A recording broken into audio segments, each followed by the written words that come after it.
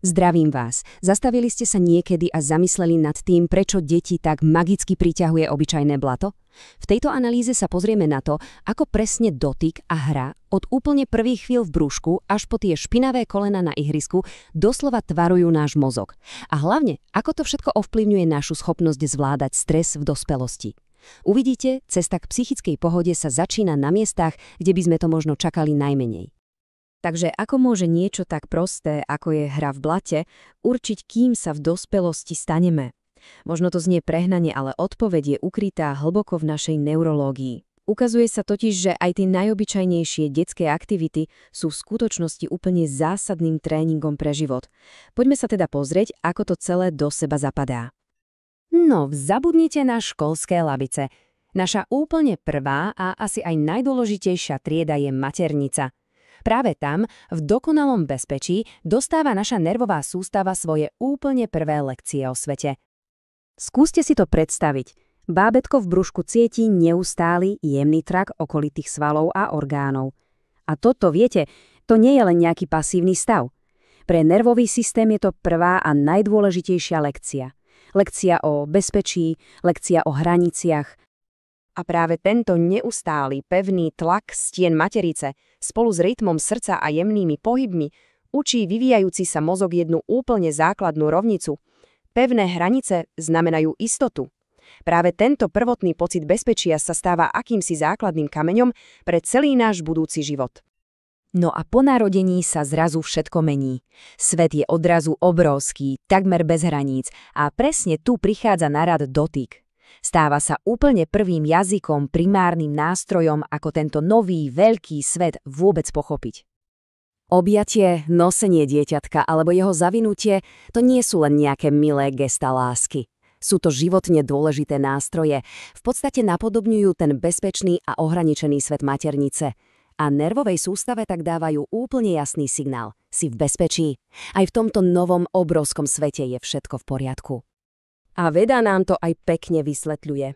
Pevný, láskavý dotyk aktivuje tzv. Parasympatický systém. To je tá časť našej nervovej sústavy, ktorá je zodpovedná za pokoj a regeneráciu. A presne preto babätká tak spokojne zaspávajú v náručí. Je to čistá biológia, nie rozmazanosť. Dobre, posúňme sa teraz do kľúčového obdobia škôlky a školy. Mozog je v tomto veku ako šponžia, nasáva úplne všetko. A príroda mu ponúka tú najlepšiu a najpestrejšiu výživu, akú si len možno predstaviť. Tento pojem, zmyslový bufet, to vystihuje úplne dokonale. Viete, to rôznorodé a nepredvídateľné prostredie prírody poskytuje životne dôležitú zmyslovú výživu, ktorú skrátka žiadna hračka v interiéri nedokáže nahradiť. A kľúčová je práve táto rozmanitosť. Každý jeden materiál dáva mozgu úplne iný typ informácie. Blato je tvárne, mení sa pod rukami. Piesok sa sype, šuští, tráva niekedy pichá a každý z týchto vnemov trénuje nervovú sústavu, aby bola flexibilná, pripravená na čokoľvek nečakané. A tu krásne vidíme, že nejde len o tých 5 základných zmyslov, ktoré poznáme. Hra v prírode naplno zapája aj propriocepciu, teda naše vnímanie tela v priestore, a vestibulárny systém, ktorý je zodpovedný za rovnováhu. Je to naozaj komplexný tréning pre celý mozog. Dobre, ale čo sa stane, ak deťom tieto zásadné zmyslové zážitky chýbajú? Akú cenu platíme za náš moderný, často až príliš čistý svet? Tu ten ostrý kontrast vidíme čierne na bielom. Na jednej strane máme nepredvídateľný a bohatý svet prírody. A na druhej sterilné, predvídateľné vnútorné prostredie. To síce preťažuje zrak a sluch rôznymi displejmi, ale úplne zanedbáva telo. Nervová sústava skrátka nedostáva tú pestrú stravu, ktorú tak nutne potrebuje. A dôsledky tejto, povedzme, zmyslovej podvýživy často vidíme v správaní. Môže to byť precitlivosť, keď dieťaťu vadí každý dotyk alebo hlasnejší zvuk, motorická neobratnosť, ale aj problémy so sústredením či emocná nestabilita. To telo si jednoducho hľadá podnety, ktoré mu chýbajú. A tieto problémy sa často naplno prejavia až v škole. Slabá propriocepcia. Dieťa naráža do nábytku alebo sa nevie zorientovať na papieri. Chýbajúca jemná motorika. Výsledkom je slabý úchop pera a nečitateľné písmo. A mozog, ktorý musí neustále spracovávať základné podnety, sa pri čítaní jednoducho oveľa rýchlejšie unaví. Čo s tým teda môžeme robiť? No, prioritou je samozrejme prirodzená voľná hra vonku. Ale ak to z nejakého dôvodu nie je možné v dostatočnej miere, existujú aj podporné terapeutické pomôcky.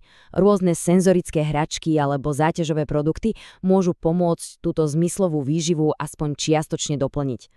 A teraz sa na to pozrime z väčšej diaľky.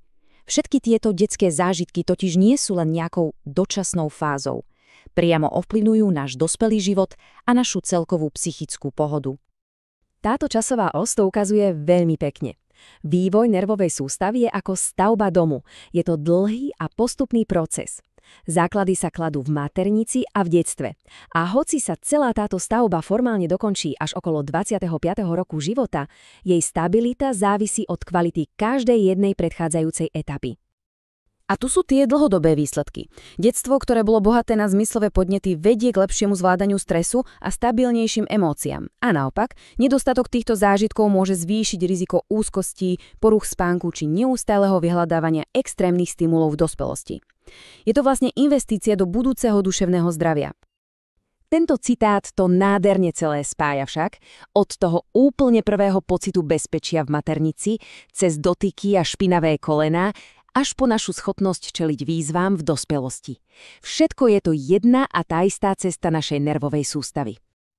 Ten odkaz je teda celkom jasný a praktický. Dovoľme deťom a úprimne, možno aj sebe samým, objavovať svet naplno všetkými zmyslami. Váľať sa v tráve, hrabať sa v blate a prijímať túto esenciálnu výživu pre náš mozog. A to nás privádza k záverečnej otázke na zamyslenie. Nepripravuje náš moderný, sterilný a digitálny svet naše zmysly práve o to, čo najviac potrebujú pre zdravý vývoj? Možno je naozaj najvyšší čas vrátiť sa k tým najzákladnejším veciam.